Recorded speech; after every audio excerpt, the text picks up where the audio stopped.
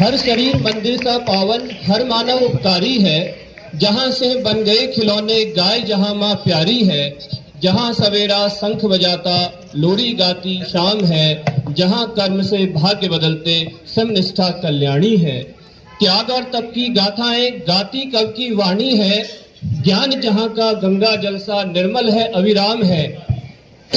इसके सैनिक समर भूमि में गाया करते गीता है। जहां खेत में हल के नीचे खेला करती सीता है। जीवन का आदर्श यहाँ पर परमेश्वर का धाम है। चंदन है इस देश की माटी, तपोभूमि हर ग्राम है। आदरणीय प्राचार्य महोदय, प्रथम एवं द्वितीय पाली की उप प्राचार्य महोदया, मुख्याध्यापक महोदय, समस्त विद्वान शिक्षक शिक्षिकाएं और केंद्रीय विद्यालय आईटीबीपी की आन बान और शान प्यारे बच्चों, स्वतंत्रता दिवस के इस पावन अवसर पर मैं आप सभी का हार्दिक अभिवादन एवं अभिनंदन करता हूं। वतन की मिट्टी से लगा है नाता, वतन की मिट्टी से लगा है नाता, हर कण में बसा है देश का स्वप्न हमारा। ये पंक्तियां आज के इस ऐतिहासिक अवसर पर मेरे मन में गूंज रही हैं। आज हम उस पावन दिन का स्मरण कर रहे हैं जिस दिन भारत माँ ने गुलामी की जंजीरें तोड़कर स्वतंत्रता की अलख जगाई थी। यह दिन हमारे लिए गौरव और गरिमा का प्रतीक है।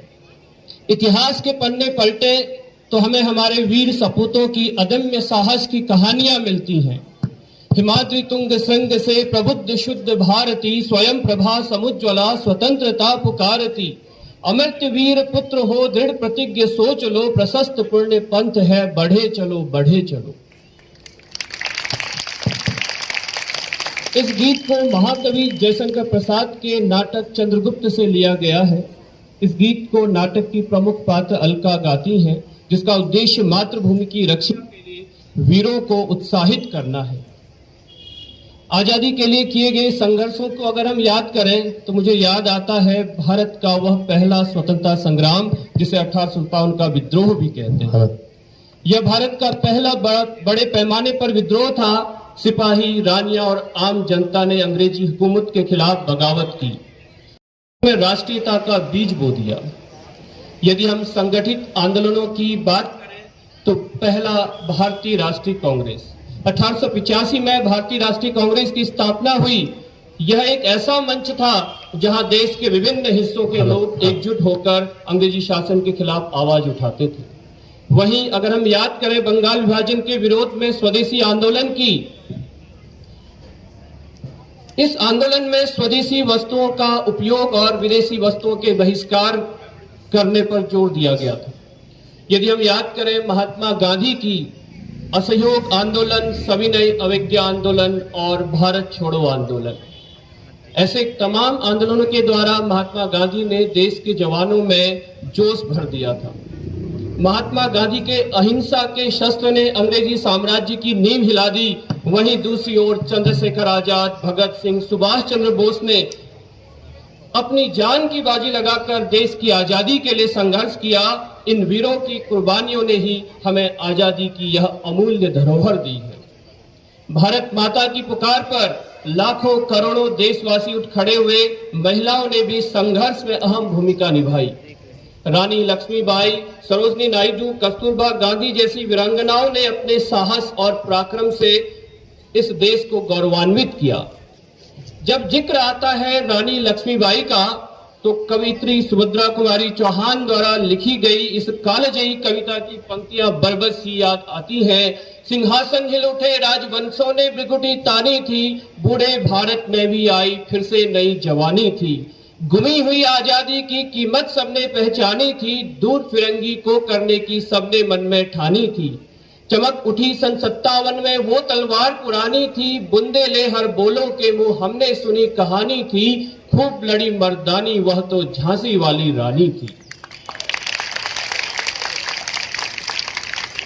इस प्रकार अनेक संघर्षों और अगस्त 1947 को हमने आजादी की एक नई सुबह देखी। आजादी के बाद का सफर आसान नहीं रहा। चुनौतियों का सामना करते हुए भी भारत ने उल्लेखनीय प्रगति की। कृषि, उद्योग, शिक्षा, स्वास्थ्य जैसे क्षेत्रों में हुए विकास ने देश की छवि विश्व पटल पर ऊंची की। Chandrayaan mission, Mars orbiter mission जैसी उपलब्धियों ने दुनिया को आश्चर्यचकित कर दिया। हालांकि अभी भी कई चुनौतियां हमारे सामने हैं। गरीबी, बेरोजगारी, असमानता जैसी समस्याओं से निपटने के लिए हमें सामूहिक प्रयास करने होंगे। युवा पीढ़ी के कंधों पर देश का भविष्य है। आप जैसे युवा जो अपने विशिष्ट उम्र में हैं, तो आपके लिए मैं आह्वान करता हूं कि युवा नेतृत्व में सतत विकास जो कि भविष्य की ओर अग्रसर करता है, जिसकी परिकल्पना उस वट वृक्ष के समान है, जिसकी जड़ें हमारी पुरातन संस्कृति हो, जिसका तना हमारा लोकतांत्रिक मूल्य हो, जिसकी शाखाएं हो सबका साथ, सबका विकास, सबका विश्वास। युवा कौशल जिसकी पत्तियां हो, जिसे सींचे हम अपने परिश्रम से और फलस्वरूप मिले हमको विकसित विश्वगुरु भारत। सर्वे भवन्तु सुखिनः, सर्वे सन्तु निरामया का परिचित्र उदाहरण प्रस्तुत करें, फिर चाहे वो श्रीलंका में आपातकाल हो, बाढ़ग्रस्त नेपाल हो, अफगानिस्तान में अकाल हो, तुर्की का भूकंप विकराल हो या कोरोना में हाहाकार हो। आज के युवाओं को भले ही आजादी की लड़ाई में योगदान देने का सौभाग्य प्राप्त नहीं हुआ, परंतु आज आवश्यकता है अपनी शक्ति को पहचान कर विकास की इस प्रज्वलित अग्नि में अपनी आहुति समर्पित करने का। क्योंकि हमारे प्रेरणा स्रोत स्वामी विवेकानंद जी कहा करते थे, यदि मुझे 100 ऊर्जावान युवा मिल जाएं तो मैं इस देश की दशा और दिशा दोनों बदल सकता हूं। ऐसे में तो हमारे देश में युवा 60 करोड़ हैं। हमारे युवाओं के लिए क्या कठिन, बस आवश्यकता है जामवंत की भूमिका निभाने वाले ऐसे मंचों की जो युवाओं से यह कह सके, कवन सो काज कठिन जग माही, जो नहीं होए तात तुम पाही। आज आवश्यकता है प्रत्येक युवा को यह जानने की वो क्या कर सकता है। तकनीक जानने वाला युवा अब्दुल कलाम बने, IIT और NIT से पढ़ने वाला छात्र नासा के लिए नहीं, क्रिकेट, हॉकी, कबड्डी, फुटबॉल खेले तो भारत के लिए खेले। हिमा दास दौड़कर और मनु भाकर अचूक निशाना लगाकर नारी सशक्तिकरण का उदाहरण देती हुई ओलंपिक में पदक जीते तो भारत के लिए जीते। हमारे गांव का युवा आगे आए और देश हित में नीरज चोपड़ा की तरह भाला फेंके। रचनाएं ऐसी रची जाएं कि साहित्य का नोबेल भारत को प्राप्त हो। हम शिष्टाचार यूं अपनाएं कि जापान से पहले भारत का नाम हो। जो युवा दौड़ सकता है वो दौड़े, जो चल सकता है वो चले और जो रेंग सकता है वो रेंगे, परंतु अपने कर्तव्य का निर्वहन अवश्य करे। इसी के साथ में युवाओं का आह्वान करना चाहूंगा, उठो जवान देश की वसुंधरा पुकारती, ये देश है पुकारता पुकारती मां भारती। आज हमें संकल्प लेना होगा कि हम अपने पूर्वजों के सपनों को साकार करेंगे, एक ऐसे भारत का निर्माण करेंगे जो विश्व गुरु के रूप में पहचाना जाए। एक भारत जहां सभी को समान अवसर मिले, जहां शिक्षा, स्वास्थ्य और रोजगार की सुविधाएं सभी तक पहुंचे।